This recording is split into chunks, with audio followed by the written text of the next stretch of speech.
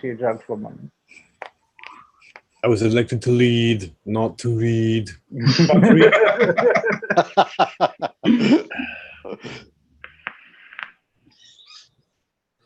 Oh, Arnold. What was his name in the show? Something else though, wasn't it? Here we go. It's live. It's lit. I did it. She's Third show in a row. No I think that you're potato. lying because I don't. That is not a thing that's happening on my thing at all. yeah.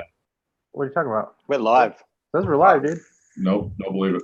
Yep. Rudy says, "What's up, everybody?" And I say, "What's up, Rudy?" I don't believe it for a goddamn second.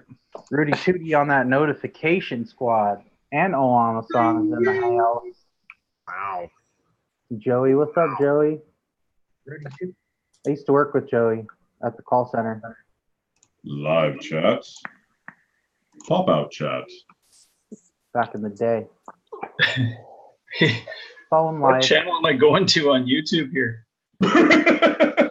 Thanks, Yeah, bro. with the one. What shit show am I on right now? Kendo, what's up, Kendo? Vape Malone. Bro. No one said it would be easy being greasy. Goddamn right. So It's like, what's don't up, forget to everybody? mute this stream, but pop that out, but put this on over here, slide your Too butthole much. over to this side of the TV, then There's move just- your hand over on dude, this side of the camera. There's so much dong on the screen that I can't find a place to put my chat. Too much dong. If you count my horn. It's because you're not a professional YouTuber like Vapor Swaggins with like 3 different monitors, so you can have the dongs on one, God, and a no. live stream on another, and a chat on another while you're If I buying. had 37 computer screens, I'd stick a knife in my forehead. The one of them makes me want to die. I'm just gonna not talk very much this episode. I'll be Hi everybody. Really? How would that be? Alone. I know, right? I the last couple episodes I've been kind of quiet. But you've been doing really cool things in your little box. Yeah, well, you know, I mean, that's always a thing. I gotta do that. So if you be really quiet, then I'll be really loud. How about this? We'll run through, and I'm gonna introduce our guest. Hold up one sec. Welcome, Lady Loves Vapor. Is Lady Loves Vapor. here. Thank you very much for joining us. We appreciate it. One thing I wanted to say before we get started, if you can, it would be a really awesome thing if you could share this video on social media right now, so we could try and get some more peeps up in here. If you know, to panel and to chat. Thank you. I appreciate that. Boom shakalaka. I should probably do that myself. Yeah, because I'm gonna put it on Facebook right now. Okay, that's a winner. So just so you know, people know we're here. So as I'm doing this thing, okay. So let's start with Sean. It's my friend Sean. He works at Vapor Image in Massachusetts, I believe. Correct? Yes, sir. Yes, sir. Tell everybody who you are, where you work, and why you're cool as fuck. Well, I don't know if I'm cool and all, but maybe it's the dreadlocks. But anyway, Sean Typhon. I'm a YouTube personality, Instagram guy, but more importantly, I manage a vape shop here in my home state of Massachusetts, a little town called Hanson, Massachusetts. You know, one of like the the band. Yeah, you know, actually it's spelled just like it, only this town sucks a little bit less than bubblegum pop. So I have that going for us.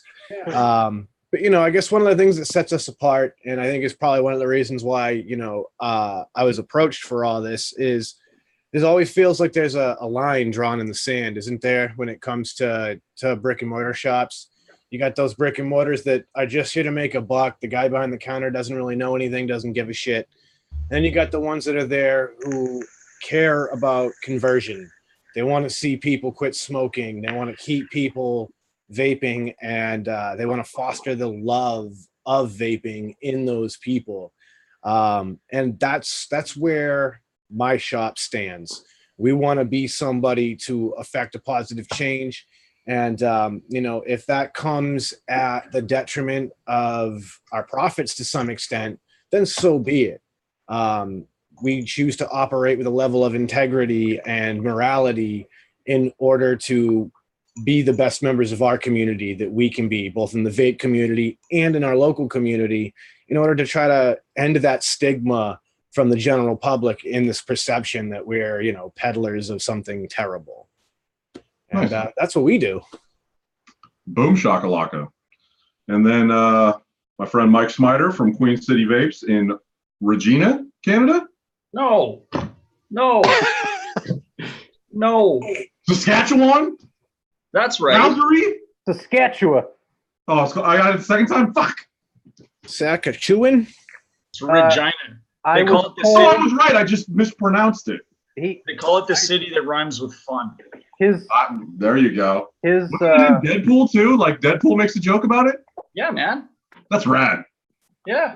his I think your request to be on this show is we had to pay you in 1 liter of cola. Is that correct? I want a liter of cola. Maple syrup, because we don't have the good stuff out here. That's how we. Oh, Nice. 1 liter of maple syrup. Syrup. So what's up, Mike? Tell us about Queen City Vapes.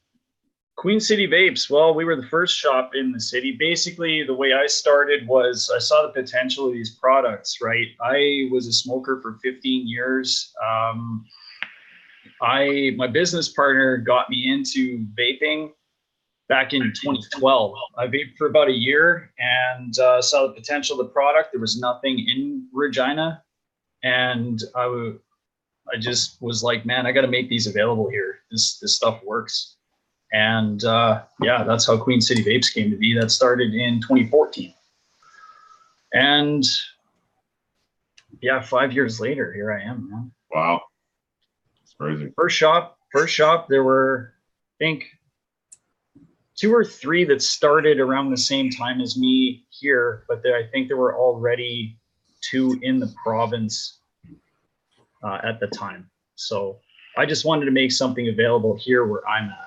And then, of course, they just pop up everywhere, right? Because everybody thinks that it's not everybody. I shouldn't say that. Some folks think it's a quick buck, and it absolutely isn't. There's a lot of that everywhere. Absolutely isn't. Yeah, absolutely. So that's my story. Awesome. That's Thank a you, fun brother. story. Thank you. And now, Chris Munchkasang, Yep, that'll do it. Vaporize Australia. God damn it. What's up, brother? Tell us about Vaporize. So yeah, I work at Vaporize. I'm operations manager here. So we're at 2 sites now, one in Melbourne and a brick and mortar in Adelaide at the moment. We run Vape Traders as well, which is our distribution out of Adelaide as well, and that's where our manufacturing happens too. I'm very late started to the whole thing. I only started working in a vape store in 2016. Yeah, and I started in a smaller store, not with Vaporize sort of thing. It was Vape Your Way, I believe, back in Adelaide as well. And yeah, it was just probably the easiest job I've ever had in terms of like communication with customers and stuff like that. Because, you know, when you're smoking 50 cigarettes a day sort of thing, and someone comes in with 50 cigarettes a day smoking and you tell them, this is how I quit, you know, there's a little bit more difficulty in Australia sort of thing, because obviously we can't sell nicotine. So you have to help them source their nicotine and all that sort of stuff. And yeah, that's the reason why I sort of got into the whole industry, I guess, because, you know, when you're we also have super high taxes on cigarettes here. So cigarettes disproportionately impact on the poor sort of thing. Like cigarettes are essentially marketed towards the poor. And when you're paying $200, $250 a week for smokes, you're even poorer, sort of thing. So yeah, that's where I come from. Because when I started, I was a uni student sort of thing, so I had no money. And yeah, with Vaporize sort of thing, our policy has always been since 2013 is like, you know, simple things like honoring warranties out rather than just a 3-month warranty. We honor them out for a whole year, sort of thing. Like if someone's device goes crap and it's not their fault, we just replace it and all that sort of stuff. You know, it's a business where the items are consumable, sort of thing. So you're always expecting someone to come back for the liquids and stuff like that. So if you can help them out by, you know, replacing a device, why not? Do you know what I mean? It's not a huge impact to the bottom line and stuff. I mean, we do have to take into consideration that we've got 24 employees, sort of thing. So there is that, but at the end of the day, all of our employees are vapors as well, sort of thing. So they do understand that, you know, there are some, how would I put it? You're not going to earn as much in this industry as you're going to earn in a similar industry doing something similar online. Oh, absolutely. Yeah. Yeah. Yeah. Because there's not a, you know, I mean, I guess there is some turnover, but it's a different kind of turnover. You know what I mean? Yeah. And because here it's a constantly expanding market sort of thing, it doesn't matter how much turnover you have, you still have to go out but buy the latest items, you know. Yeah. Constantly keep that stock up, constantly keep your stock expansion going and all that sort of stuff. So it's not as easy as some people who, you know, may mix in bathtubs think it is. Totally. And that's actually a good point. That's a good thing, because there's not really, I mean, that I can think of. I mean, maybe like at like an electronics place, you know, like, well, not even that, because the TV is a TV thing. But in a vape shop, if you're like a real vape shop that cares about, like, you know, maybe like the hobbyist aspect, as well as getting people off cigarettes, as well as like a real deal vape shop, how hard is it for you guys to keep up with, like, what's new? Because it seems like it's just a never ending stream of fucking crazy, you know? It moves quicker than the computer industry, man. Yeah. Like, I worked in the computer industry. I was sales. I was programming. I started in sales, and it was like, you know, new came out every month or something like that. It's with all these companies now in the vape world, like, there's something new every week, and it's cool, but it's also really fucking annoying and frustrating. Right. Because every week you've got 20, 30 people. Hey, do you have this yet? Do you have this? Do you have this? Do you have this yet? Yeah. And it's like, oh, I just brought in this last week. Why don't you buy that? It's the exact same thing. It's just got different colors on it. Right. That is the hardest thing for us as well, is just the amount of dead stock you end up with, sort of thing. Like, you know, you get a hype item and you're like, fuck it, I'll get it. And then someone who's operating their business out of their home undercuts you by, like, you know, 10, 20% sort of thing. And then all of a sudden you're getting people asking to price match and all that sort of stuff. And it's just, it becomes crazy. And when you think about it, like, you've still got to earn that money. And for a company like ours, it invests a lot of money into advocacy and stuff like that to make sure we can keep this. Like, you know, we delayed legislative changes in South Australia by 2 years. Yeah. With help with other vape stores as well. I'm not just saying it was us, but because of our size sort of thing, the proportion was carried a larger proportion was carried by us, I guess is what I'm trying to say. Mm-hmm. And when you've got that, and then you've got people operating out of their houses sort of thing, they're selling things $10 to $15 cheaper than you, and you're getting people asking you to price match and all that sort of stuff. It becomes difficult, I guess, because you know, where are you supposed to get the money to advocate from, sort of thing. I don't doubt it. I don't doubt it at all, man. Fuck. What about you, Sean? What do you think about the never-ending stream of, hey, why don't you guys carry this shit? Because I carry that shit. What you mean? You know what I mean? So, I don't have that problem. No? No, Not at all? I don't. And a part of that is because I've trained our customers to understand that the flavor of the moment isn't actually always quality. And I mean that both with hardware and liquid. And so, you know, people come into the shop and it's like, well, do you have the Smoke Nord? No, because Smoke has a terrible, terrible track record with quality control. So instead I carry this, and this, which do the exact same thing because all the pods are 1.2 fucking ohm. And they go, oh yeah. And then you show them a Zero or one of these Soren products that, you know, doesn't fall apart in 2 months. And so, you know, we've really just focused on sticking with things that we can vet. You know, instead of worrying about the hot trend. I'm fortunate that, you know, I'm very plugged into the Vape Stooge community, you know, and you have such a wide variety of people in that community that they've got all varying tastes. So I'm able to get a lot of input from those guys. And, you know, based on a lot of their input, based on the input of my customers and what they're looking for, I really just try to zero in on what my clientele needs. Yeah. I mean, when we're talking about hardware, like for like sub-ohm products, I sell more Aegis Legend kits than anything else. Point blank, Aegis Legend kits all day out the door. You know? Yeah. Pod systems, 0. The Vaporesso Renovo 0. I've sold more of those than probably any piece of hardware in my shop. Well, those are pretty good, huh? I see everybody rocking those things now. You got one of those Bristones? If that's the one with the ceramic coil, It's this I little don't guy know right here. Yeah, I can't. I've read too much about the ceramics in coils, and I just can't get my own stupid opinion out of my head. So I stay away from ceramic coils. Yeah. Yeah. I've never tried one. I've heard they're pretty good though. I mean, it's a mouth to lung pod system. Yeah. There's a couple of those around. Maybe a couple choices. You know. One or two. That must be hard also with the products when it's all the brand new and everyone wants the pretty stuff, but then someone walks in and says, "Can I have a coil for my device that's 8 months old?" That is the really tough one. Is like you get the customer who walks in and they bought this obscure tank from a shop in some city that's 2 hours away from your shop, and like there isn't anything that's gonna fit that baby fuck face coil beast thing that you bought from, like that's Prince baby fuck face. Yeah, like I'm sorry, but you want to get a product that you can find everywhere. Like, how about this? I mean, another issue with I'm sure too, like not vetting the products that you sell is the RMAs, right?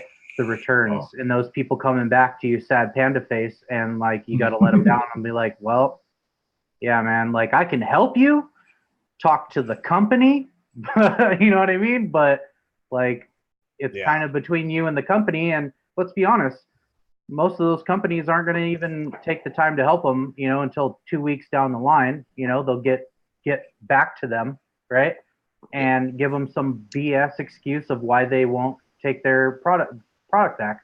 Right. And you got to fight with them tooth and nail for like 2 months just to replace the mod or the mod starter kit, whatever it was, you just spent like almost $100 on. Yeah. Tough. Yeah. There's a little bit of a difference in Australia because if you import anything, you're classified as the manufacturer of it. So you have to honor the warranty yourself. It's illegal for us to actually send it's illegal for us to send a customer and tell them to go contact the company. We're the one who has to sort it out, sort of thing. So, that's for us, that means that we weren't, and Australian consumer law is very, very tight around these things. So there's the idea of a warranty is fairly flawed anyway, because if the device has been used in a normal state and the expectation is of the customer, for instance, the Aegis Legend kit, is that it's indestructible and will last forever, then they can make an argument 2 years from now that we have to honor the warranty on it, sort of thing. So, it's a lot tighter here because we have to import so much. Like Australia is a net importer, so we have to bring so much in here, and so our laws basically classify anything that you import, you actually become the manufacturer of. It's a little bit more difficult here with returns and stuff like that. It's sort of a place where we hemorrhage a bit as well on the returns, because it doesn't matter how high quality an item is. If it's made in China, you're going to get returns on it, irrespective of what device it is and all that sort of stuff. So there is going to be it's electronics as well, so you're always going to have that returns sort of thing happen. This is the reason why we still stock Revenger X kits. Do you know what I mean? Low return rate. It's a perfect sub-home kit for the person starting out, sort of thing. And which one is that? The Revenger X. Oh, okay. Oh, the Revenger series is fantastic. The Revenger X. I have one. Yeah. Vaporesso makes fantastic stuff. I've never owned anything from Vaporesso. Their coils are the shit, dude. The GT cores. And that's the other thing too, is they were smart and they knew that rather than making everybody worry about finding their coils, they engineered their tanks to accept Baby Beast coils, because there isn't a shop on the goddamn planet that doesn't have at least the Baby Beast basic coils. Yeah. And you might get lucky and walk into mine. I've got the GT mesh one and the other GT series as well. But you're at least guaranteed that if you burn out your coil on vacation in Edmonton, you're gonna still be able to put a coil in your tank. Ooh, throwing out them Canadian words. Oh, shout out to my Canadian brothers. I just got back from Edmonton. I was just Yeah, up there. I was gonna ask. You know, so Mike, I was talking to Mike this weekend, and he was at an expo, which may be like, I mean, you were saying might be one of the last of its kind up there, right? You want to tell us a little bit about how the Canadian expo scene is kind of? So, hey, it's Brian. Hey, Brian. Okay, so yeah, Vaping Canadian. That's The Brian. Vaping Canadian, He was just on Vaping with the Omies like fresh off the Omies. 35 Yeah. minutes ago. So Edmonton, okay. The expos that I've been to, I don't know, 4 or 5, 6 of them here. They've been getting smaller and smaller every year. This year, this was the 3rd one I've been to in Edmonton, and this year it was a ghost town, sadly. I saw. The bylaw, yeah, I showed Chuck some footage of it, man. It was pretty sad. The bylaws in Edmonton kind of, they prohibit people from vaping indoors, right? So I can't remember exactly how it went, but apparently Thursday afternoon, the organizers were notified that, you know, if there's vaping, it's getting shut down. Like there's no vaping whatsoever. And they're like, whoa, that wasn't the deal or something like that. So they worked something out where every 10 by 10 booth, you could have one person vaping for the purposes of testing only. No, Dude, it was crazy. no exhibitors. Like the exhibitors couldn't vape. Like they could test to make sure that their stuff was working, and then that was it. That was it for the weekend, basically. I mean, we still did it, right? We still vape, but we were supposed to go outside. The doors into the actual like expo center from the area that we were in were sealed. You used to be able to come in and out of those doors, but they had those sealed. So the crowd had to come in through the main entrance and then down through this hallway and come in through where the loading docks were. Didn't want any vapor getting out into where the Cannabis Expo was and the Tattoo Expo was. God forbid. I know, right? So there was no recreational vaping. People did it anyway, but there was threats of like bylaw officers going around handing out tickets, and it was apparently a $400 fine, even though the Edmonton bylaw states it's a $250 fine. So I don't get the $400 thing like that's specific to the expo. It's like, yeah, $250 base fine, and because I think you're an asshole, here's an extra $150. I know, right? You can't do Slush that. fund. You can't just make it up as you go along. That's not how it works. So I didn't see any bylaw officers. Security was around everywhere, you know, when they were giving people shit and so on. But yeah, it was sad. I don't want to, you know, start rumors or anything like that. That's not what I'm at here. But I can't see there being another one like that anyway. Yeah, it sounds pretty suck. Yeah. Well, Oh, yeah, when something else, man. Something else. So there was a little area where you could sit, and last year you used to be able to get food and drink beer in this little area, or get drinks or whatever. They had food and drink over on the one side, and on Friday when everybody's setting up, they started wheeling all that shit out of there, and we're like, where's that going? Oh yeah, no, you can't have that in there because you can't have vaping and food in the same area. Oh, Right. Oh my So God. we had to go outside all the way around to the main entrance, get into the expo center, and go to the overpriced food court. Yeah, sorry, we don't want these guys blowing a hot cloud on our hot dog here. Yeah, Don't you know? Hey. you know, dude, I'm trying to eat. Right? My mustard, eh? Yeah. I love it when he does that. It's my favorite thing in the whole fucking world. That's stupid. That's like the stupidest thing I've ever heard. Yeah, no, he was going over the laws, bro, and I was like, Wow. They're yeah, treating it dude. like it's like leprosy or something. Like, like, oh, don't touch my food with that. Hey, yeah, dude. Hey, buddy. I'm wondering, Touch my were food with that vape. were they smoking cannabis in the expo center at this cannabis expo? No, you couldn't. I didn't go over there. Like, I don't use cannabis myself. I had no interest in going over there. I think it was just basically paraphernalia that you Probably mad edibles though. Because I was gonna say, because I mean, most cannabis expos we do here in the U.S., even in places you're not allowed to consume, people still consume indoors. And get away with it. I'm sure they do. I'm sure they do, and I'm sure they were. But you couldn't purchase the product there. You know. Oh yeah. I don't think edibles are even legal here yet. I know that the flower, like the bud is legal, but I don't think anything else is. I don't follow that, so I'm a little fuzzy on how it works. I gotcha.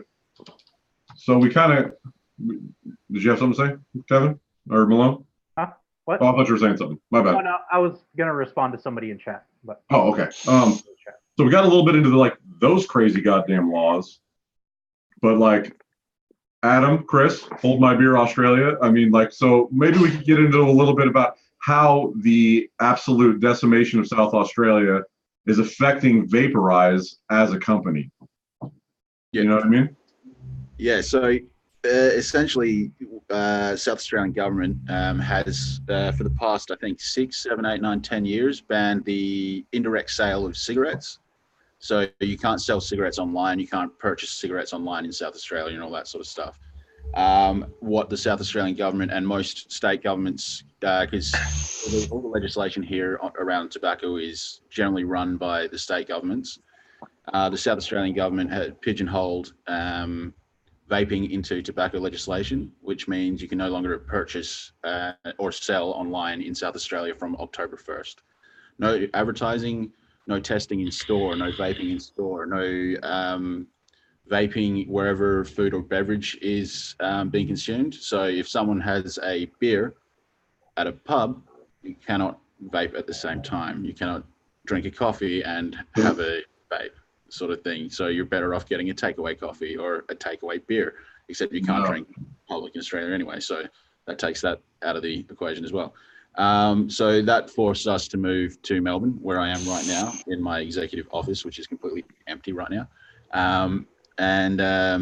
It's the change doesn't make a whole lot of sense, because if you're outside of South Australia, you can still purchase online from interstate, because we have a thing called the Australian Constitution. It's fairly watered down compared to other constitutions around the world.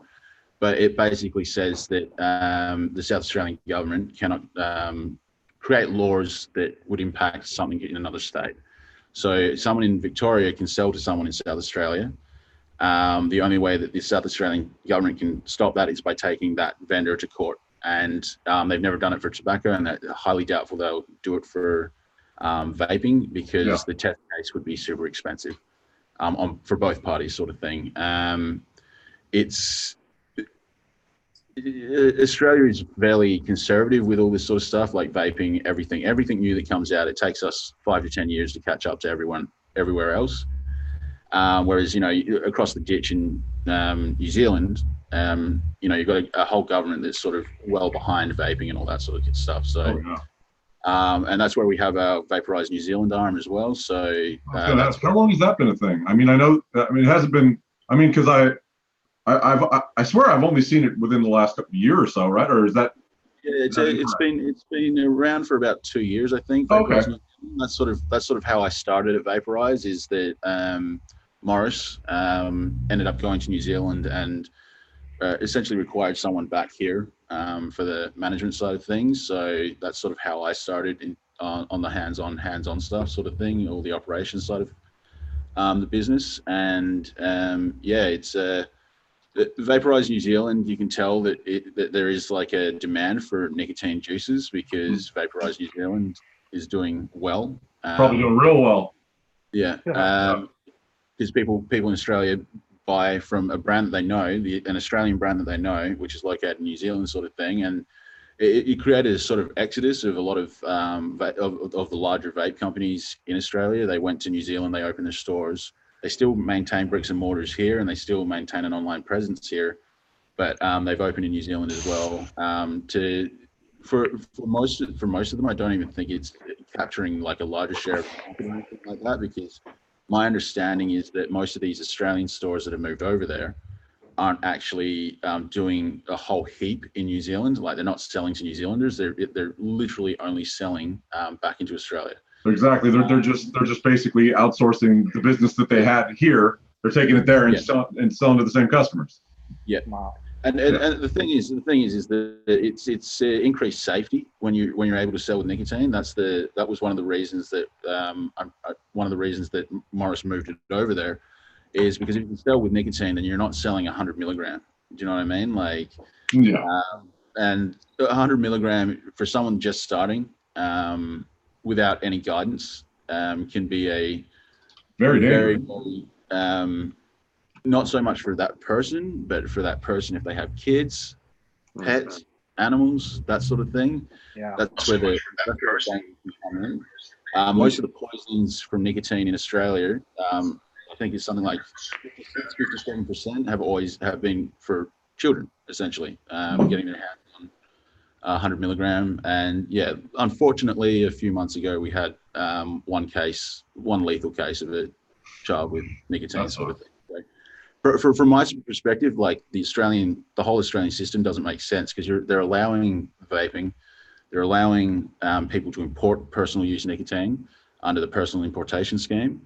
But it would be, if you're talking about harm reduction, which is what vaping is for me personally, it's harm reduction. I'm not by any means a vape grower or anything like that. I don't really use Mex or anything anymore. I did it to get off the smokes and all that sort of stuff, and that's how I treat my customers as well. But if you're looking at this purely as harm reduction, then allowing people to forcing people to import 100 milligram when they're just starting out, it's counterproductive. It makes no sense to me at all. No. It is literally playing with people's lives without realizing it. Yeah. Well, and people don't, newer vapors, right? If they're going to be doing that, in a DIY sense, maybe they've watched a YouTube video on it, maybe they haven't, and they're just going to I'll wing it, Super dangerous. Super dangerous. You can destroy your nerve endings. You can kill. Well, I mean, at the very least, right? You get that stuff on your hands, not using gloves. You can destroy your nerve endings. No feeling in your hands at the minimum, right? And then, of course, there's always death, Yeah. Because it's poison. It literally, at that concentration, if you know what you're doing and you take the proper safety precautions, it's totally fine. But, for somebody new, I'm just going to get a bucket of nicotine, Yeah. You got to do your due diligence, and not everybody's going to do that. So, yeah. Exactly. So, Sean, I've got a question. Oh, go. My bad.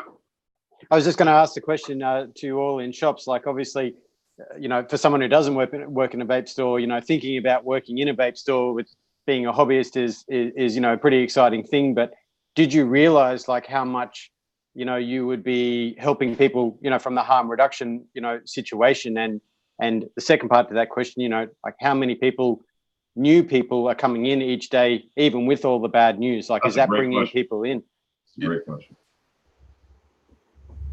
I guess I'll start. Yeah. Talk, Sean. Shit, just talk. You angry hippie. So,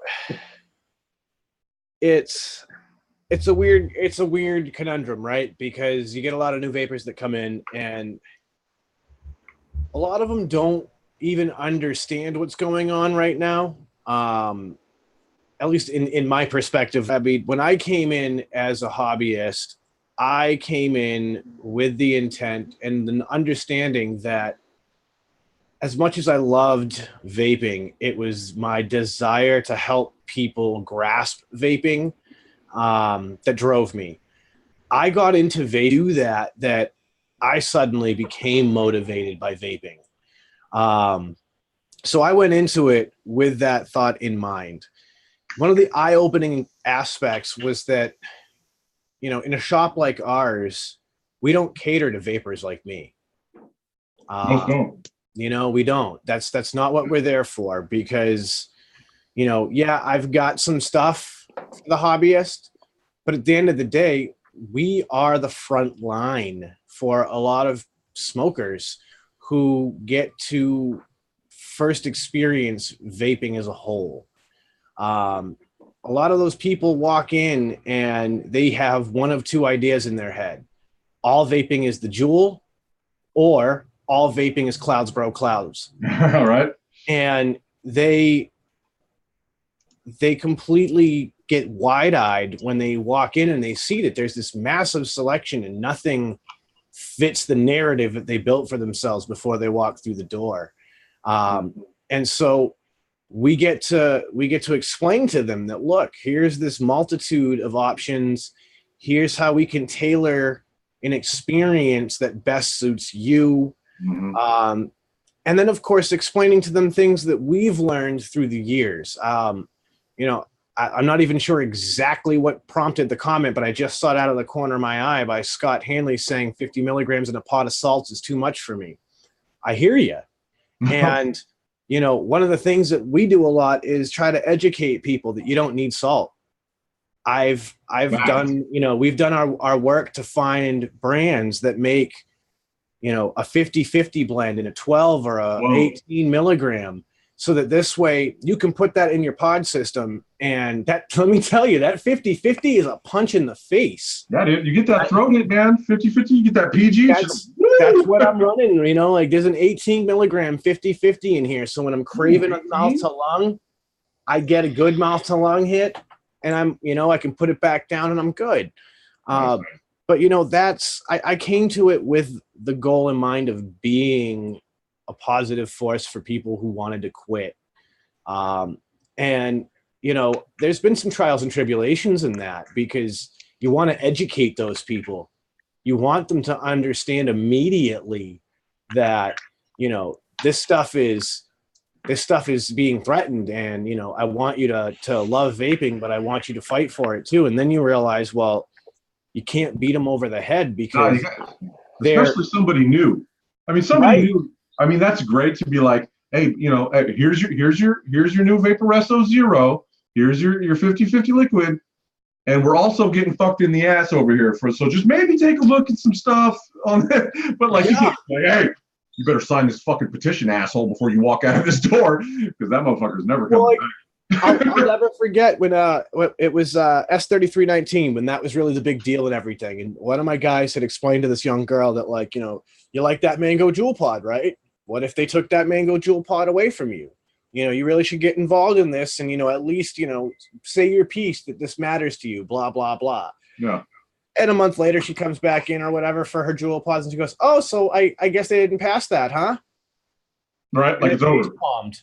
I was like, you didn't understand we won. What you're saying, honey. Linda, like, okay. Linda, look it. Yeah. Linda, look it.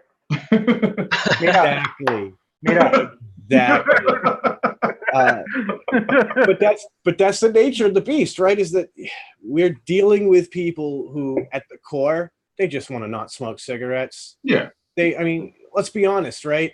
Statistically speaking, in the United States, if didn't vote was an option for president, didn't vote would be the president of the United States right now. Damn right. So that's how politically engaged the American public is as a whole.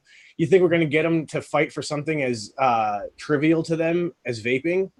No, we had to get them to love vaping first. Exactly. You know, and that's my job, is like, all right, cool. We got you on that pod system. Great. Now you don't smoke cigarettes. Now you love vaping. Cool.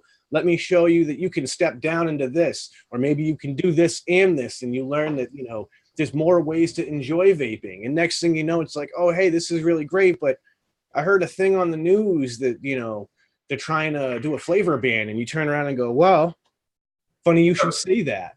Yeah, that's when you can get them, is when they're like, hey, but wait a minute, I think I heard this thing. Then you can get all up in their shit, but like, you can't force anybody into that stuff. You know? I had a customer do it the other day. He came in, he goes, what's this? I hear they're going to ban vaping and blah, blah, blah, and this won't be here. And I just, all three of us in the shop were there at the same time, and we all looked at each other, and I smirked, and I went, we've been trying to tell y'all for years. Right? Yeah. Now that it's getting real, you're starting to pay attention, huh?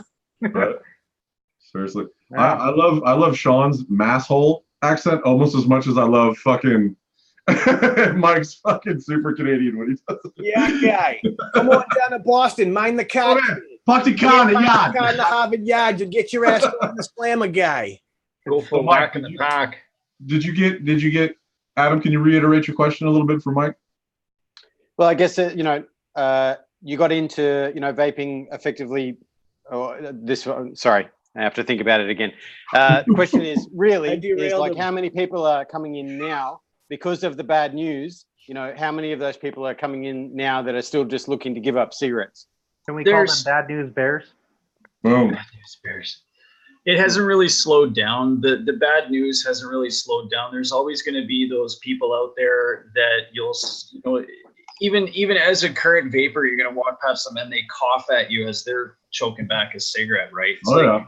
Or that's bad for you. You've got friends that's bad for you. Like, really, as opposed to what? Breathing in that car exhaust there? Or how about that cigarette you've got hanging out of your mouth? The news and all the bullshit that's being spread around, it's never the good news that gets spread around, right? It's always the bad news that gets spread around, and the good news gets buried, right? Exactly. You can always counter all of that bullshit with legit reports and studies and so on. So the folks that come in that are a little skeptical, I mean, I've got information here and knowledge up here from reading a lot of this stuff. I set them straight. I teach them, I explain to them, and I cite sources and so on, and I'll give them information. Like, here, read this, like, look at this.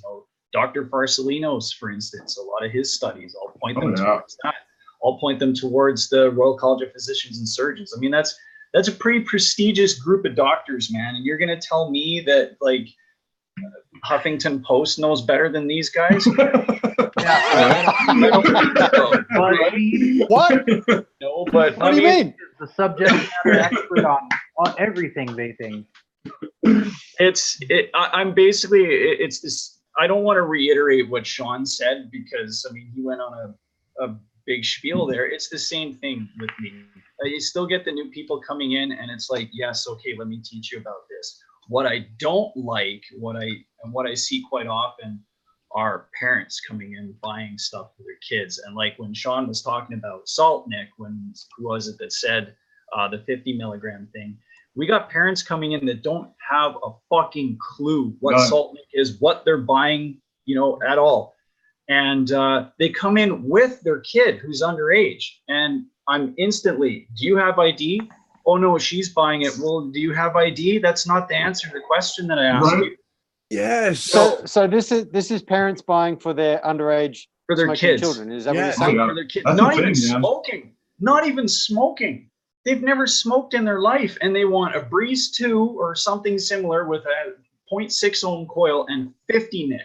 Mm-hmm. And they call it 50 Nick. They don't know what 50 milligram is. They call it 50 Nick. And you're like, okay, a 50 milligram?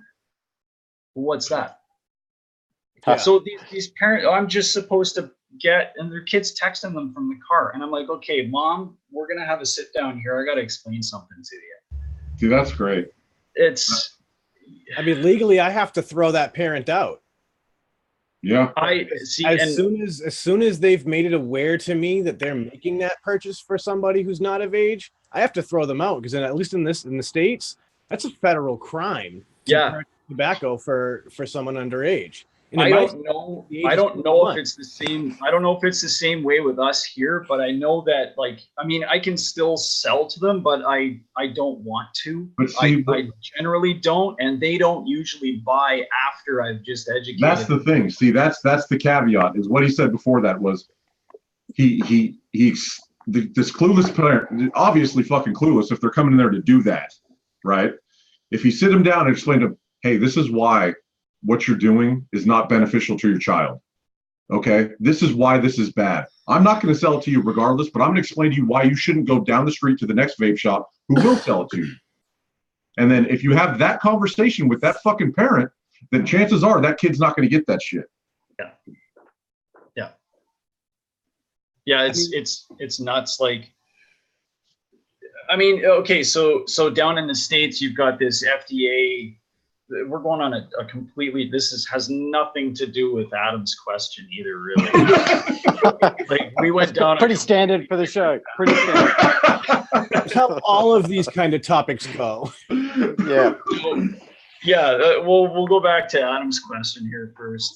It's basically what Sean said. Like, I mean, yes, I see a lot of new people come in that are skeptical still about it, but once they have the education in their head, they can make themselves an educated or conscious decision for themselves, right? I don't force anyone to buy anything.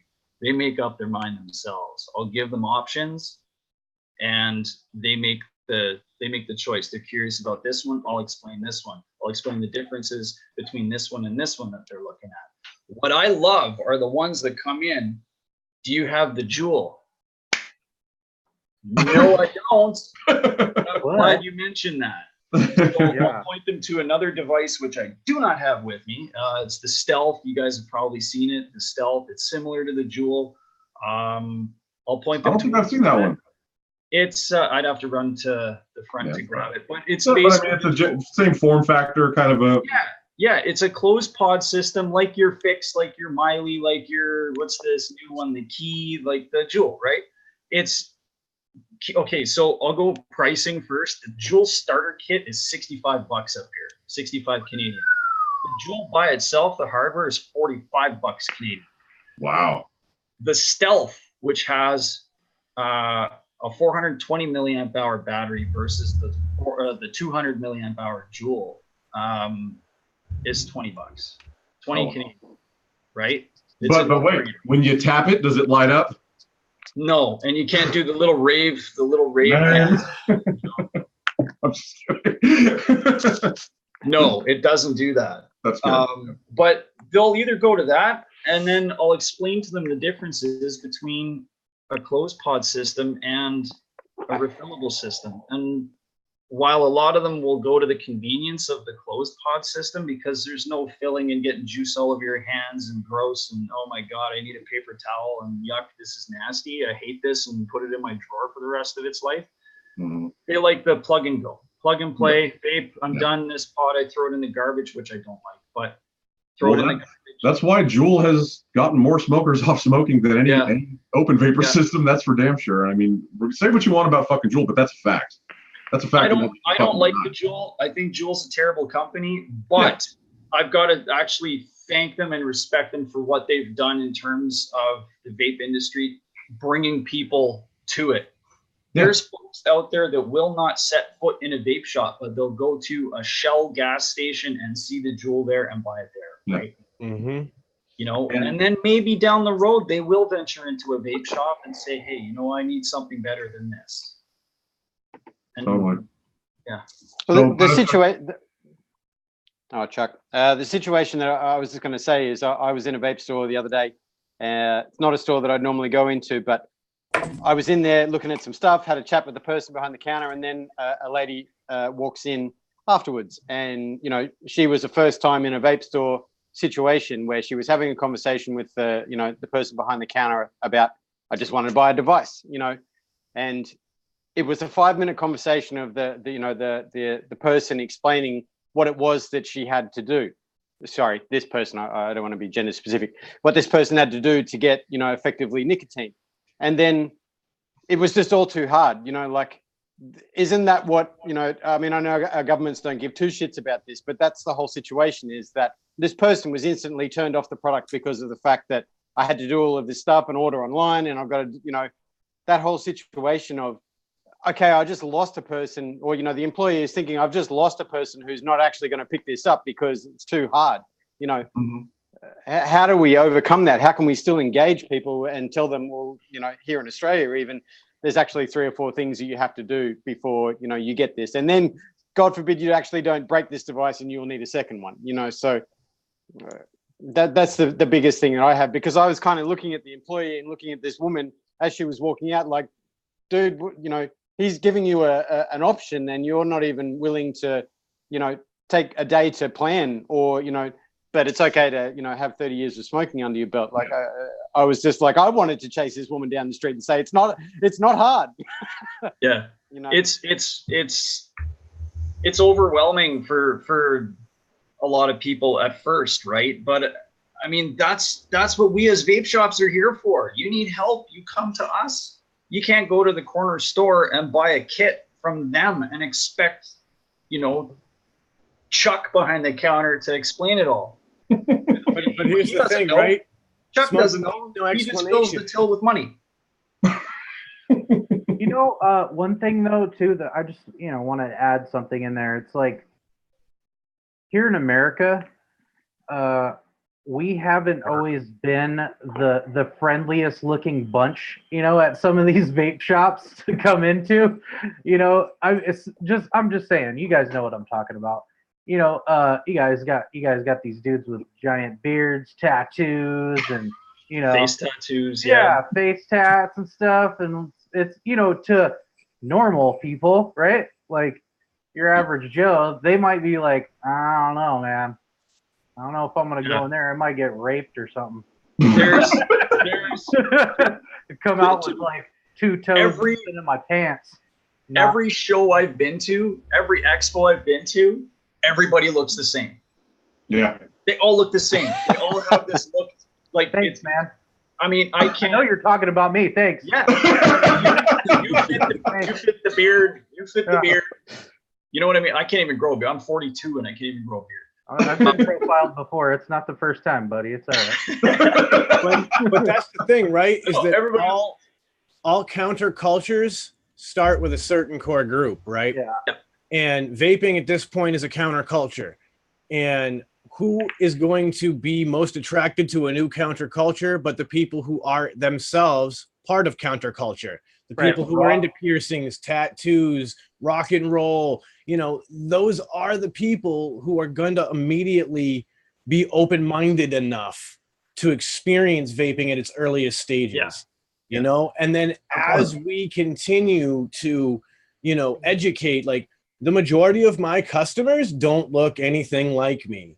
They're middle-aged, construction workers. I have one of my favorites. She is this spitfire little old woman. She's in her 60s. She doesn't take shit from nobody, and I love her to death. She's like, screw you, give me my damn pods or I'll punch you in the mouth. Like, I like her style. That's awesome. So that's a good question though. Like, what is your, in each of your, because I mean, you all are in very different parts of the world, basically. What's your, I mean, not your key demographic, but your average customer look like? You know what I mean? Can we pause on that? I just want to get to one question that Raven Shadow. I just don't want to forget. That's a good question. Raven Shadow had a question earlier. Let me see here. So for each of you, you guys just choose whoever answers first and then go through. But how do you handle a customer that has little knowledge of proper mech usage? Have you guys come across situations like that, and how do you handle it? Absolutely. Yeah, I'll go. I just basically, I will question them to find out what they do know and go from there. Yeah. The very first thing I teach them is battery safety. The very first thing, battery safety, and then looking at their build and teaching them, giving them a briefing on Ohm's law, current draw, etc. Right? And I'll even give them paperwork. But if I find that they're a little bit like they have the knowledge, like a little bit of knowledge about it, and they have the resources, then from there they can figure it out themselves. I'm always here to assist them. They can phone me or they can stop in. But like me personally, as somebody who comes and looks at my mech cabinet and they have no clue what any of that stuff is and they want one, no way I'm selling one to them. Never. So if they walk in with a little bit of knowledge and I find out what they do know and then kind of go from there. Yeah. Chris? We've covered our Met cabinet essentially. Like our Met cabinet is like the XXX area. Nice. The reason is because you get people that come in, they see the Mets generally look a lot better than all the other devices that we have, sort of thing. Beautiful. So we basically covered it up. Anyone that's interested in coming in for a Mac and all that sort of stuff, they get essentially you need to pass a fucking exam basically, because the guys know not to sell to people if they can't explain basic ohms law, if they've never even built before. That's the major thing for us as well. If they're not already vaping on an RDA, there's no fucking way I'm selling them a mech. Right. That's a good indicator too. There's no way the guys are selling them a mech either. They'll question them and all that sort of stuff. And we have a right we have a right to refuse to sell to people. Absolutely, you do. Like that. So that's what we choose to do. At the end of the day, it's mechs are super niche sort of thing. Like if your store is surviving only on your mechs, then you're pretty much fucked anyway. Right. Yeah. If that's what you're selling, sort of thing, you might be like a high end store just run by one person, sort of thing, like whatever. But for us, like our bread and butter is people coming in, getting their coils, getting their Agus minis or whatever and all that sort of stuff, and that's where we direct people anyway. Because going back to the earlier question with how we've overcome and all that sort of stuff, the laws and stuff. If anything, the laws in Australia, because they're so restrictive, have actually made more people interested. That's what I wanted to get to. Bad news can be good. The bad news gets more and more people because coming into the shop, sort of thing, and morbid curiosity. Yeah, curiosity, and also like if they've never heard about it, and then they all of a sudden there's 50,000 news articles that are all negative about something, and then they look into it and they see, oh, I could save $150 a week, right. Maybe sort of thing. Maybe I'll have a look at this sort of, and then we've got the process of explaining to people how and what to buy first. We generally start them off, with a $30 starter kit. Generally speaking, it'll be like a POC X or something like that. We still tried and true stuff. Like that was me. We'll buy that until it's until they'll stop making it, sort of thing. We know the POC X works. We know we don't get a high amount of returns, and we know that it's a fairly quick charge as well. So we'll sell them a POC X. We'll sell them. I know we're giving shit the Nord shit earlier, but we'll sell them a Nord as well. Also low return, easy to use, easy to fill up, good flavor and all that sort of stuff. But yeah, it is what it is, sort of thing. Like you do the best you can in terms of the safety aspect of all of this, but at the end of the day, you're never going to prevent that one idiot. And to be perfectly honest, I have been that one idiot as well. I had a mech in my pocket and I was wearing a pair of shorts, I think, that were fair short, and the mech I stepped off a curb and the mech just went. Oh God! You saw it just go. Yeah, boom, like a fucking bottle rocket. Yeah, it just went off like a bottle rocket, sort of thing. Accidents happen and all that sort of stuff. It's the same with people setting fire to their houses with their phones because they put a blanket over the top of it and all that sort of stuff. Or even more likely, with a fucking cigarette in an ashtray next to their fucking bed. Exactly, and you can't avoid all of that sort of stuff, but we do our best to make sure that people aren't going to be put in the line of fire when they've come in for their second device, sort of thing. In a bricks and mortar setting, you do develop relationships with customers. So, they might come to your store and they've been coming in for 5, 6, 7, 8 months, sort of thing. And you've slowly seen them progress through the steps to get to that point where you're comfortable selling them that mech. That's sort of the way I take and the way I get the guys to sort of do the mech stuff. And like I said, we've kept our mech stuff covered now. We don't. It's a little too flashy for when people come in to have a look and all that sort of stuff. So yeah. I think Chris also. No. Sorry, I was just going to ask Sean. Do you guys even sell mech stuff? Because the way you kind of explained the shop, it seemed like that wouldn't be kind of like your go-to kind of device in that kind of place. Yeah, I mean, I myself am a mech guy. I know you is. But there's literally only one mechanical device in my shop. It's the Pulse, the original Pulse Squonk. And I mean, my approach is pretty similar to everybody else's. I mean, thankfully, it's funny. You start out and you explain to people in my shop, oh, that thing right there, you need to know how to build and you need to know Ohm's law. And they go, oh, no, never mind. Right. Oh, whoa. Yep. We're done with that now. Show me that shit with the lights on it. With the other LED. side to that, I can sell those things to this dude, Mr. Just Right, making this thing called the Profile. There you go. You know, I can show people this is the right battery to use with that, etc. But yeah, I mean, the first time somebody asks about mechanical, the first thing out of my mouth is, "Can you explain Ohm's law to me?" And if they just get the deer in the headlights or they beat around the bush and they can't honestly explain Ohm's law and what it is, how it relates to power, then we can't go any further. Once you've done that, then I can start asking you questions about your battery. Do you know what battery amperage is? What batteries are what amperage? How do you find this information out? And then from there, we can go further and discuss, properly building on something to suit that.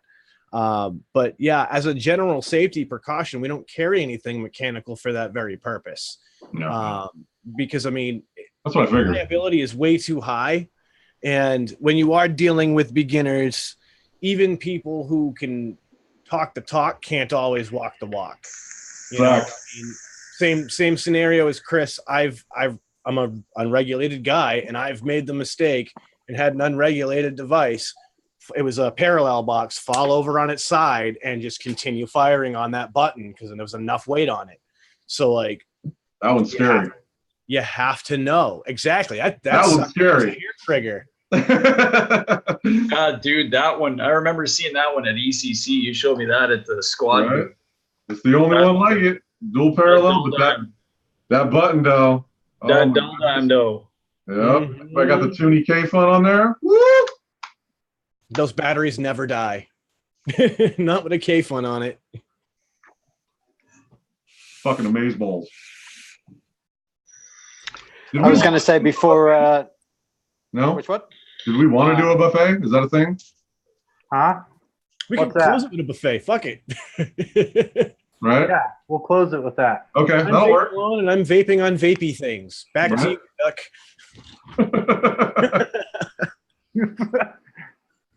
One of those things. Oh, fantastic. What? Oh, weren't you gonna? Speaking of profiling, weren't you gonna ask something about that, Chuck? Oh yeah, the question I had asked is just kind of, seeing how you guys are in different parts of the world and shit's probably a little bit different everywhere. Like, what is just like the wheelhouse of people you have walk in the store? You know what I mean? 35 to 50-year-olds. So like adults. Yeah. Yeah, it is literally 35 to 50-year-olds. We do have a lot of plus 50s as well. Come into the bricks and mortar specifically because it's easier for them. We can help them out with their mixing and all that sort of stuff because that's what we have to do. Yeah. We can't actually handle anything in the store, but we're there for guidance and stuff like that. It's better they're mixing in our shop than mixing at home, sort of thing in the store or whatever. We do get the occasional like 18, 19-year-old that's never smoked come in to buy a vape, and we generally don't sell anymore. I'm all for it, like personal choice stuff and all that sort of gear, but at the moment with how targeted this industry is, it's better for us not to sell to those people that are, they're never smokers, then they never will smoke. They don't really need that device, and for sure go somewhere else and purchase it, sort of thing. But if you don't actually need it, and because in Australia you can't get the nicotine anyway, sort of like not a thing that we're super keen on doing. We have to be really careful with that as well because of the discrimination aspects of it and all that sort of stuff. At a certain point, if they really do want to buy something, then we're going to sell it to them because they can come back at us through other channels for discriminating against them for various fucking reasons. But any fucking reason. Yeah, we generally try and talk people out of purchasing. It's like keeping ABBA on the jukebox, Yeah.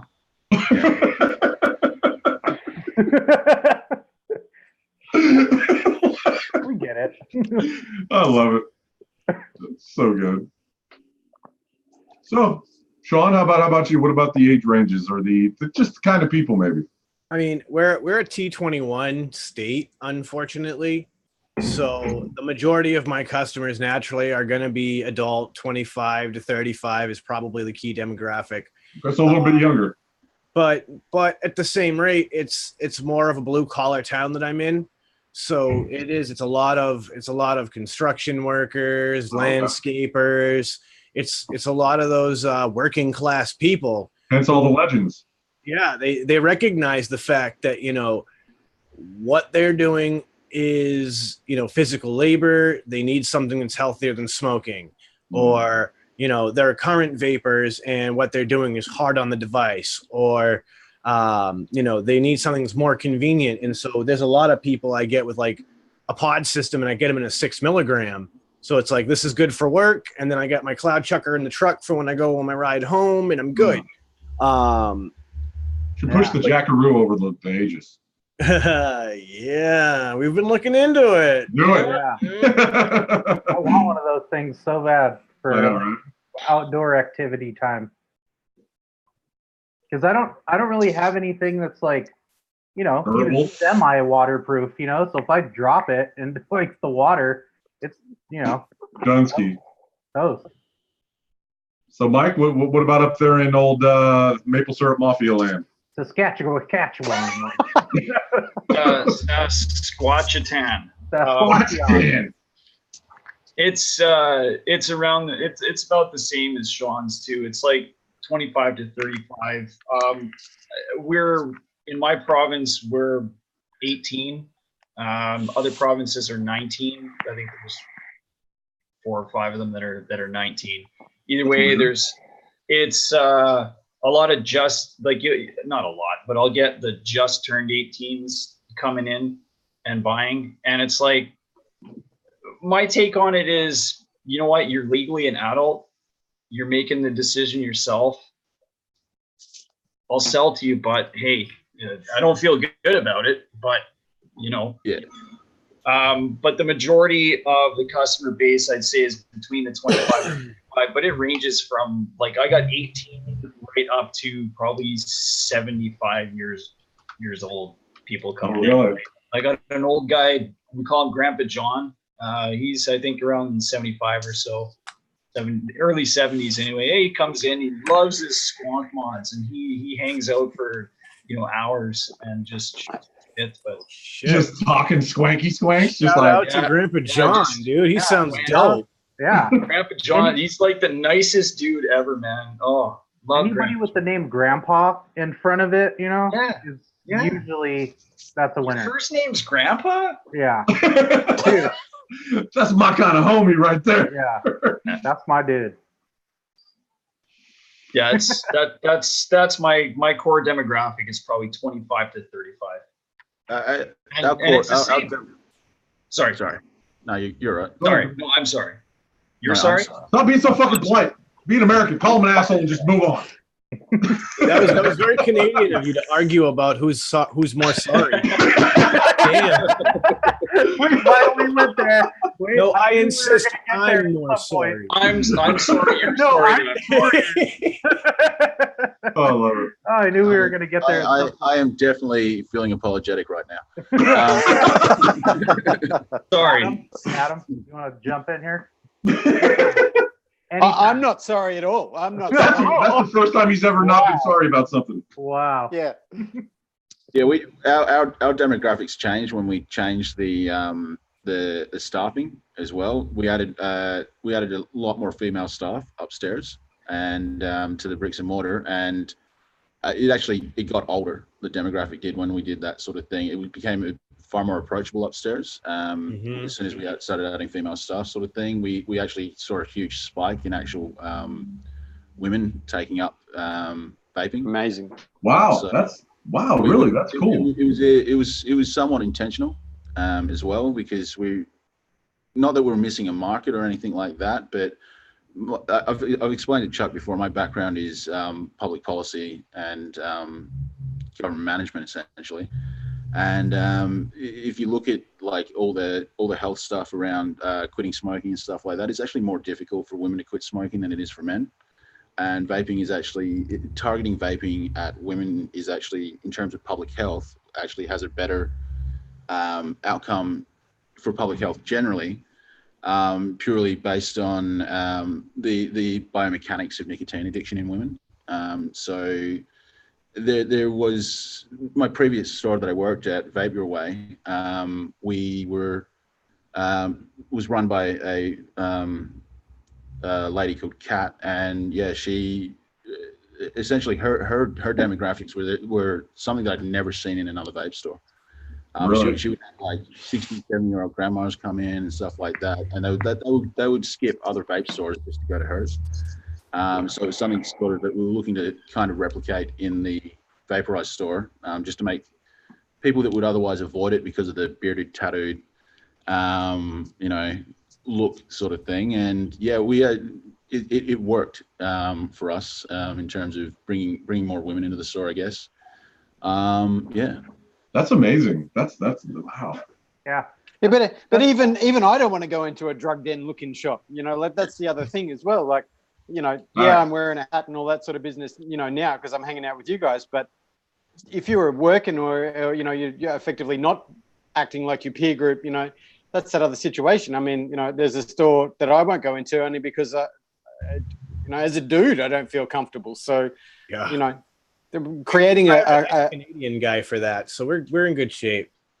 Yeah, but creating a good environment that makes you feel welcome is like, that's retail 101, isn't it? That's incredible. Well, I mean, yeah, And that's lost on a lot of vape shops.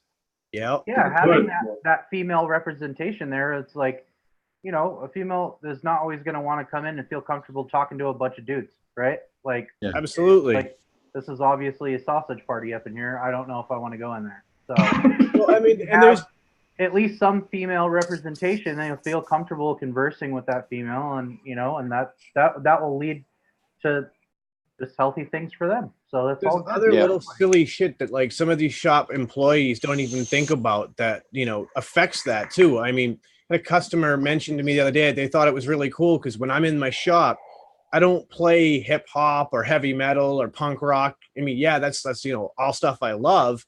But like I go find one of these like lounge music stations that plays like nice chill like jazz music and like like chill hop and stuff like that. So it's got this really mellow vibe in our shop, and people walk in and it feels warm and inviting. Or like the owner will be in there and he's got the Grateful Dead playing, you know what I mean, or Fish, because that's his vibe. It's like walking into a grocery store.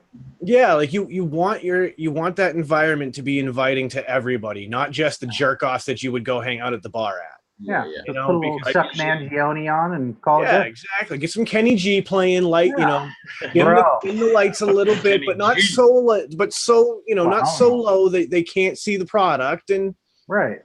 Exactly. Make it nice and romantic. No Wu-Tang. Yeah. I've usually got indie music. Not Wu-Tang instead. Yeah, there you go. Respect. Wu-Tang for life, yo. I've got a little bit of a story that is not on topic, but I think you all, you guys in the shops are doing an amazing thing because you're engaging those people who are probably far more uncomfortable walking into those stores looking for a solution to change their lives, right? This happened to me the other day, and I just want to say it because change can be affected in many ways, not necessarily always in a vape store. I was at the post office sending a package to someone. The person I had, whose name was on the package had a bit of a rock star name, and I engaged in a conversation with the woman behind the counter who thought that name was pretty funny.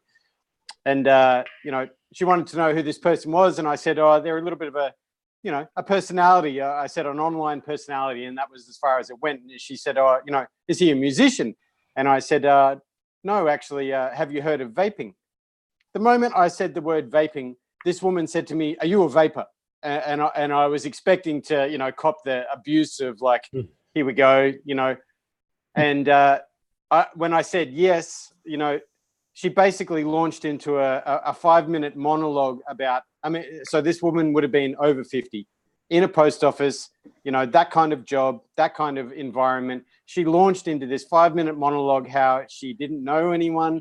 She didn't want to go to a vape store. She, been smoking 35 years, lying to herself, lying to her daughter, all of this sort of situation. This woman was fighting back tears, and there's so many people out there that just want someone to say, I understand, or, like I can help, or, all of that situation. I mean, this was no response needed for this, but I just wanted to tell you that story because it blew me away. I left there feeling like, how many people need help? So many people need help.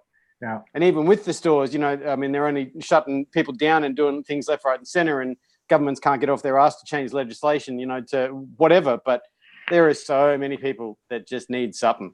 Yeah. Even if it's That was just a rad an ear story, to. We talked about it the other day, and it was like, wow, that was pretty amazing, because you do whenever I feel it too. Like if I'm out in public anywhere, or if, just anytime where I'm vaping, or like it's just whenever somebody asks you about it, you're almost bracing for a conflict.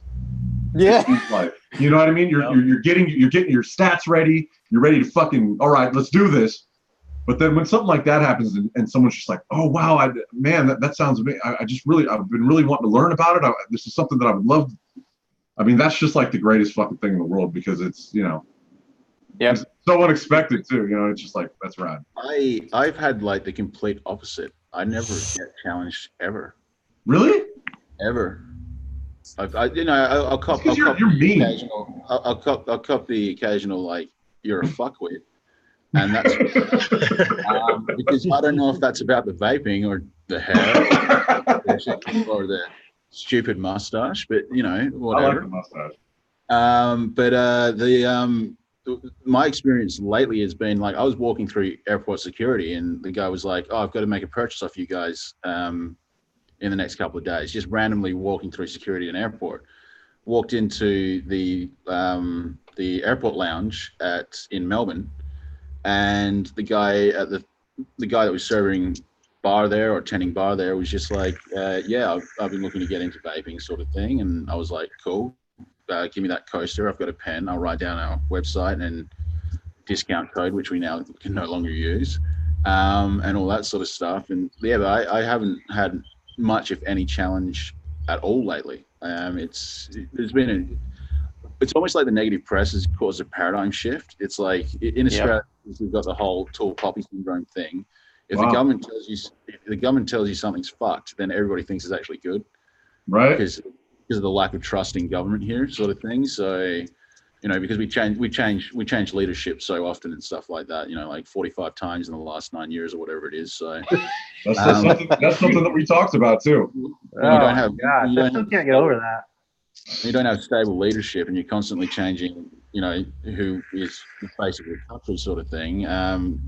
The build up and lack of trust in government sort of creates a whole level of, I don't know, like sympathy towards vapors in the vape industry, sort of thing here, where like I said, we've only experienced almost good things since the laws were changed here in South Australia. Sorry. So yeah, it makes it harder for them to sell, but it doesn't make it impossible. Do you know what I mean? Like, and at the same time as well, while I'm not a huge fan of regulation and stuff like that, like over-regulating, I am a fan of regulation itself, because it puts everybody on even playing field, and also sort of starts to eliminate the fucking cowboys in the industry, because those cowboys are the ones that fuck it for everyone.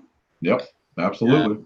You got your cowboy vendor who sells to everyone at the local market, and in Australia will sell with Nick to whoever they fucking please. They'll sell with nicotine. Nicotine's illegal to sell here, but they'll sell and supply and all that sort of stuff, which is just more and more negative press and all that sort of stuff. So in that case, it's like, I am a fan of regulation. I just think the regulation's gone too far. Within reason. Right. Is the caveat. Regulation within reason. Yeah. Common sense regulation is what we're all looking for. Yeah. Absolutely. What I'm looking for is consistent regulation. Do you know what I mean? Yeah. Like, even better.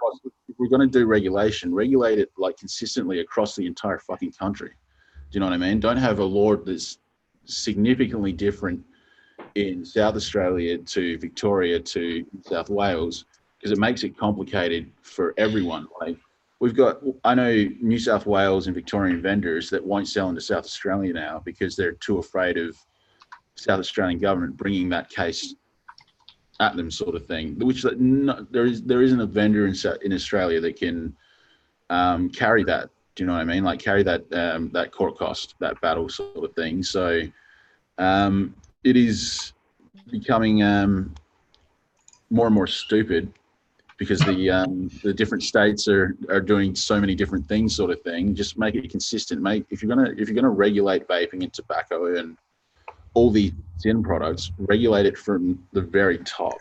Don't regulate it differently everywhere, because then it's just the playing field isn't level, and you end up with more and more cowboys figuring out ways to get around things, sort of thing. So, but that's just me. Absolutely. Understand. Yeah. So what do you think, Malone? Are we coming around towards the end of the road here? We want to 7:49. So usually we try to kill it around 8. So I think we should probably end on that note, since we have such a big panel. But I think that I'm super excited that Chuck got all you guys to come on here. Yeah, thank you very much. Yeah, thank you for having us, man. Yeah. This has been really cool. Yeah, I love seeing the different points of view across the countries. It's great to have that that global perspective, if you will, and see that even though we're so far apart, we're going through similar stuff. Absolutely. That's what we're connected as a community from those hardships. So and we fight them day by day, but absolutely. we're still here, bro. We're still here, bro. Here. We're not going anywhere. Never gonna let you down. Oh no. Never gonna get. Oh no, we can't get Rickrolled. No. And No Chuck Rick ends rolling. with the Rick roll. No Rick roll before 8 p.m. It's almost we 9 here. Since we didn't do it at the beginning. Oh, it's almost 9 there. Oh, you're. It's coming up on 11 where I'm at. Oh yeah. You got sleepy eyes. All right. Sleepy Long day. eyes. Okay, so buffet. just Since go we ahead. didn't do it at the beginning. We do the buffet, yeah. And then so as we do the buffet, just let everybody know all the social media for your shop, all that kind of stuff. Yeah. And we'll just do that. That'll be the buffet. You do that same time. Boom. You're killing 2 birds, 1 stone. Yeah. Way up in there, Morty.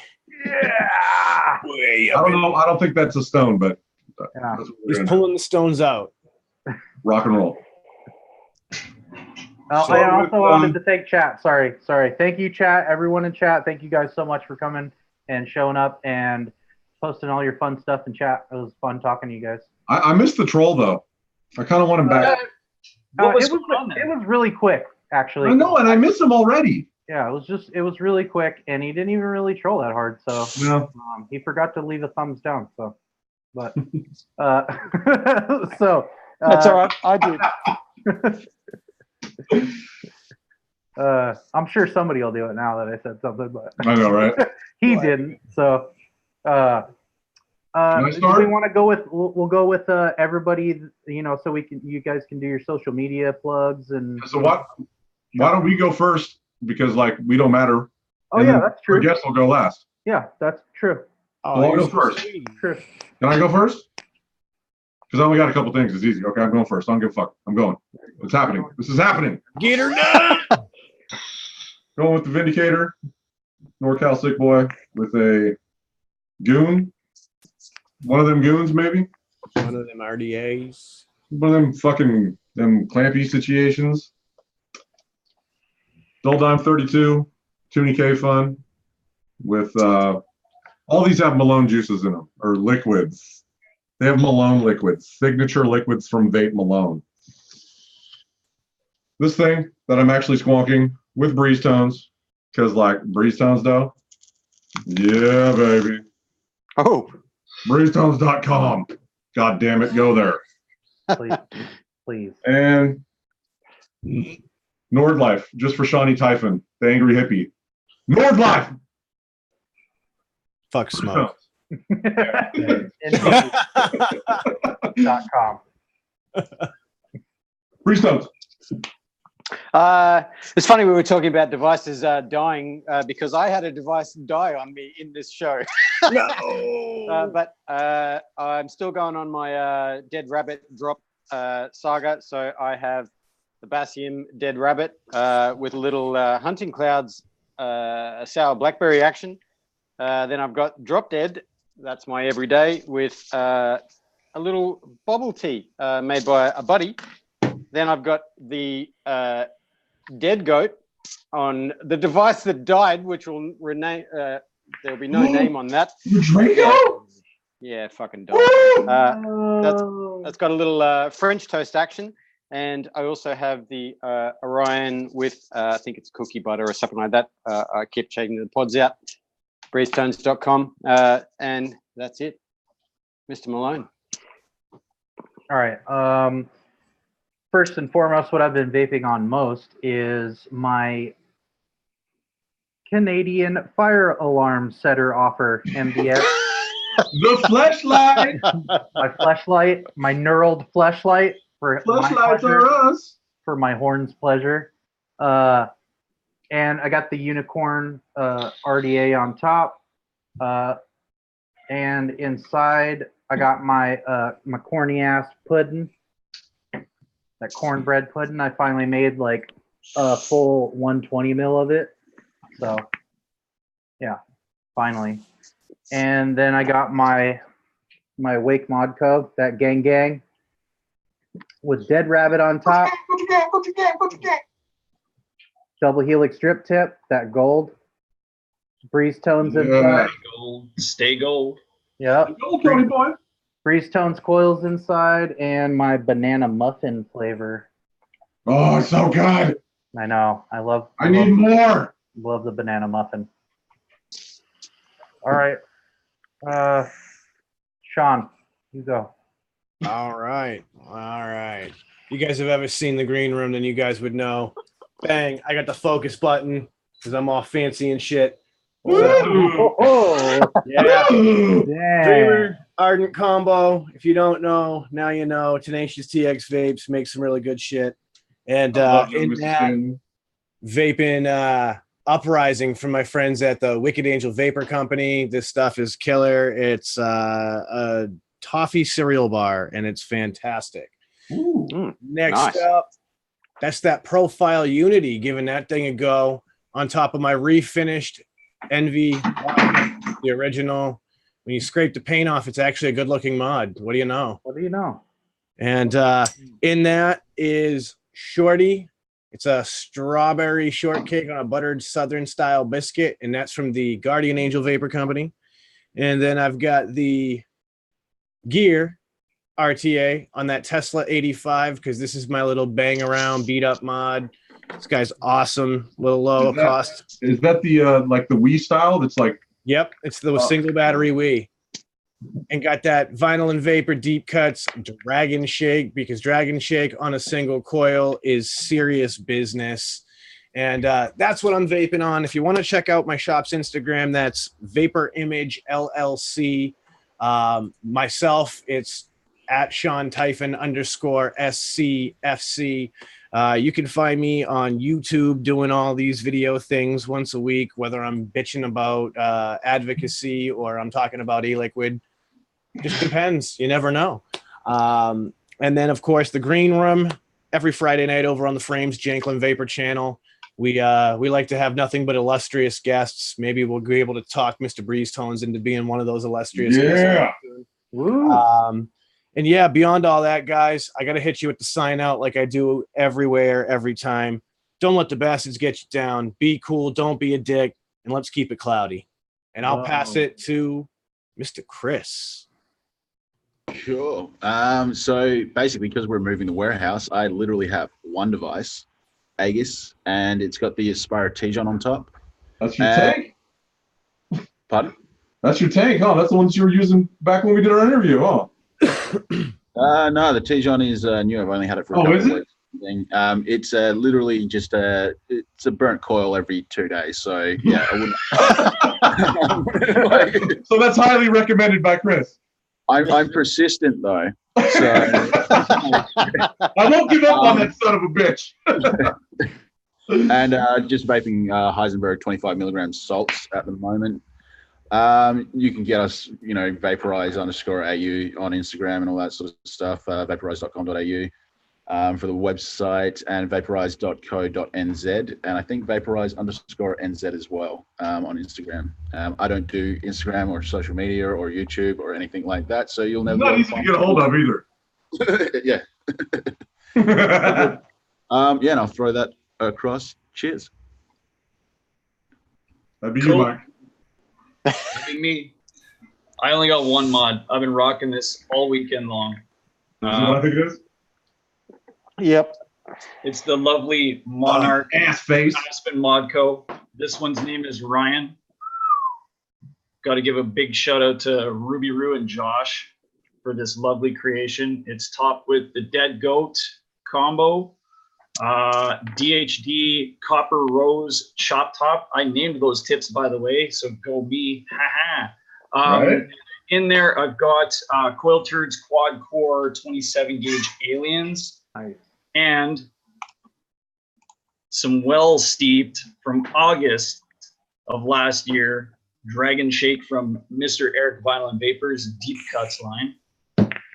Oh, I guess I got my pod here. I don't know what's in it though, but I was been rocking this too. Are you even using it, or is it just like a fashion I statement? hit It's it a like a couple Flavor times, Flav but- necklace?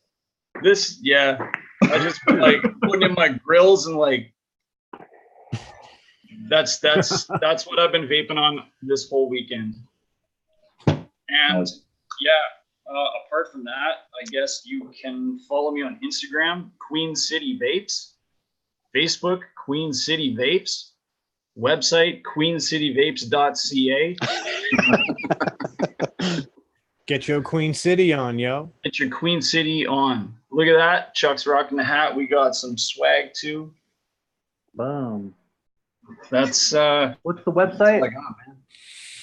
queencityvapes.ca. Same as all the rest. Get that. Get that one cooking. And so I can definitely say that if nothing else, easily the dopest hats ever. Because I mean, a lot of people don't like snapbacks. I love snapbacks, but they're flex fit snapbacks. Dang. It's the most comfortable fucking hat I've ever worn in my life. They are Warm. comfy. They are comfy AF. Yeah. Thanks for coming on, fellas. Yeah. A massive thanks again. No worries. Thanks for having us, man. Appreciate All you guys. Man. Thank you for responding to me, because I sure as fuck wouldn't. Everybody on YouTube, keep it super tight, butthole. Peace.